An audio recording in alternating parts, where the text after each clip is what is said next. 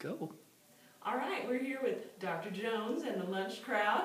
Today our menu is pinto bean chili. We have that right here in the crock pot. And then we have a fiesta quinoa, so it's quite colorful.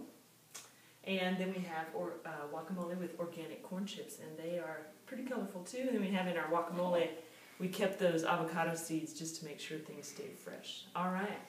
So today I'd like to mention a few things. You see our chart down here, 5 elements, and the colorful plate today is what we're going to be talking about. So of course we always try to include everything, the 5 different tastes on the plate. And in particular today we'll talk a little bit about, I think sometimes we have the easy time identifying all of the sour, the sweet, the bitter, salty, but maybe sometimes pungent. This one down here on autumn might not be the easiest one to identify. So I'd like to, in our discussion, throw out a few of the spices, herbs that we use that would categorize or fall under the category of pungent.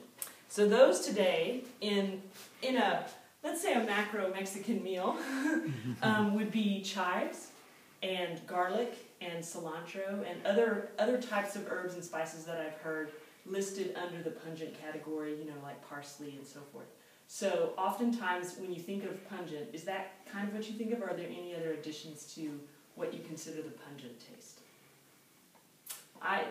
From everything I've read, it looks to be that it's usually in the spices, herbs and spices category, like garlic and today, you know, cilantro and the chives.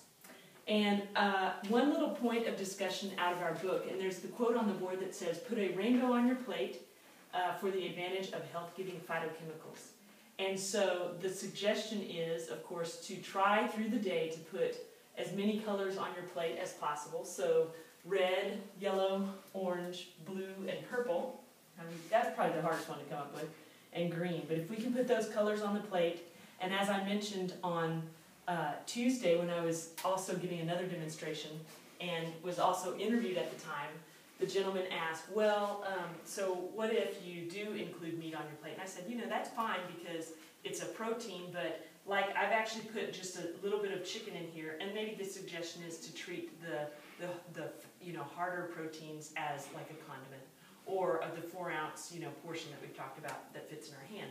So today we have a very balanced meal with our protein here in our chili and our beans and a little bit of chicken. And then of course quinoa is actually a complete protein. And we have our nice array of colors in our vegetables that include the guacamole, tomatoes, cilantro, chives, and so forth are also in there. And of course our quinoa also includes corn. So we're pretty heavy on the corn today, but that's all right. We do other grains on other weeks. All right, we'll enjoy. Do you want to show us the book? Oh, I'm sorry, yes. The book is Beautiful Bones Without Hormones. I've referred to it before, and it has the quote today in the section where we're talking about how to, you know, think of long-term eating to maximize our bone strength, where he talks about the phytochemicals and the colorful plate, so including at least the red group, the green group, the yellow, orange, and the purple, blue and purple on your plate. Thank you.